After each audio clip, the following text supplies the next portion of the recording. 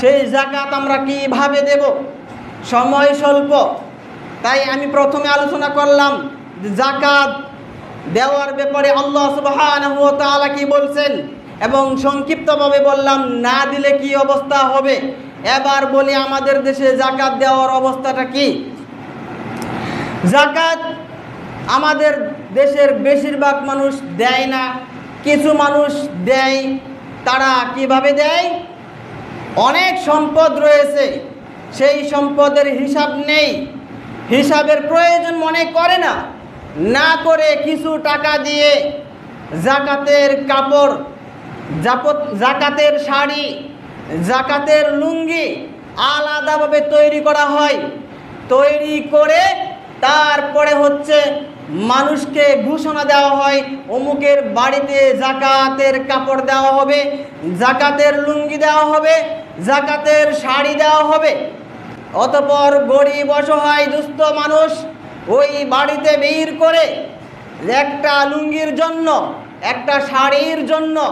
এমনও খবর আমরা পেয়েছি, সেই যাকাতের লুঙ্গি নিতে গিয়ে, সেই যাকাতের কম দামি শাড়ি কাপড় নিতে গিয়ে এদেশের অসহায় দুস্থ গরিব মানুষ ধনীদের সেই শাড়ি লুঙ্গি নিতে গিয়ে পায়ের তলে পড়ে মৃত্যুবরণ করতে পর্যন্ত পত্রিকায় এসেছে। সুতরাং যাকাত কোনো ব্যক্তির উপর করুণা না। আল্লাহ কি বলেছেন? অফি আমওয়ালিহিম হাক্কুল লিসাইরি ওয়াল মাহরুম, ধনীদের মালের মধ্যে গরিবদের অধিকার রয়েছে, করুণা নয়, অধিকার, হক রয়েছে। সুতরাং আপনার উপর যাকাত যদি ফরজ হয়ে থাকে, অর্থাৎ আপনি যদি নিসাব পরিমাণ সম্পদের মালিক হয়ে থাকেন, যদি দেখেন সে আপনার নিসাব পরিমাণ টাকা রয়ে গেছে বা তার থেকে বেশি আছে, তাহলে আপনাকে শতকরা 2.5%, 100-তে 2.5 টাকা এই হিসাব করে আপনাকে দিয়ে দিতে হবে, যাকাত দিয়ে দিতে হবে। মানে আপনি হিসাব করে দেখলেন আপনার সব সম্পদ থেকে টাকা আসে। আমি উদাহরণ দিচ্ছি যে 10,505 টাকা। কত টাকা বললাম আসছে? 10,505 টাকা। বলেন তো এই 10,505 টাকার মালিক কি আপনি? এটার মালিক কে? ওয়াফি আমওয়ালিহিম হাক্কুল লিসাইলি ওয়াল মাহরুম, আপনার মালের মধ্যে গরিবদের যে অধিকার ছিল সেই গরিবরাই হচ্ছে এই 10,505 টাকার মালিক। তাহলে সেই গরিবদের টাকা দিয়ে আপনি লুঙ্গি কিনতে যান, শাড়ি কিনতে যান, আপনাকে কি বলছে যে আমার টাকা দিয়ে তুমি লুঙ্গি কিনে দাও, আমাকে শাড়ি কিনে দাও? তাকে আপনি কি করুণা করছেন একটা লুঙ্গি কিনে দিয়ে? অসম্ভব হতে পারে না।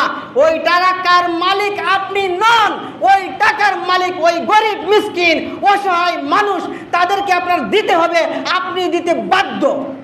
যদি না দেন ওই টাকা কাল কিয়ামতের মাঠে আপনার বিরুদ্ধে অবস্থান নেবে। আপনি কত বড় ব্যক্তি সেটা দেখা হবে না, এমপি না মন্ত্রী, চেয়ারম্যান না মেম্বার, এটা দেখা হবে না। আপনার এই টাকার কারণে আপনাকে জাহান্নামে যেতে হবে। সুতরাং হিসাব করে গরিবদের টাকা তাদেরকে বুঝিয়ে দিতে হবে, তার বাড়িতে গিয়ে দিয়ে আসতে হবে, এই না ওইটা তোমার টাকা। গরিবদের টাকা দিয়ে আপনি শাড়ি কিনবেন আর লুঙ্গি কিনবেন, কিনে তারপর আপনি মাইকিং করে এলান দিয়ে ঘোষণা দিয়ে আপনি দেবেন? অসম্ভব, এটা হতে পারে না। এটা যাকাতকে অপমান করা হয়, ইসলামকে অপমান করা হয়। যাকাতের বিধান কেন দেওয়া হয়েছে?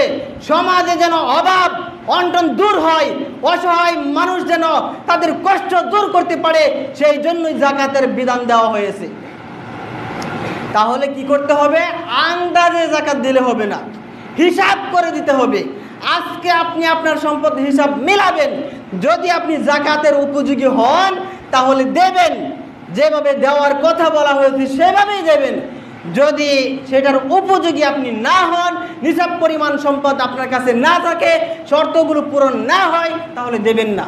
কিন্তু যাকাতের নামে যাকাতকে অপমান করে কম দামি শাড়ি কিনে, কম দামি লুঙ্গি কিনে অসহায় গরিবদেরকে মস্করা করা বন্ধ করতে হবে।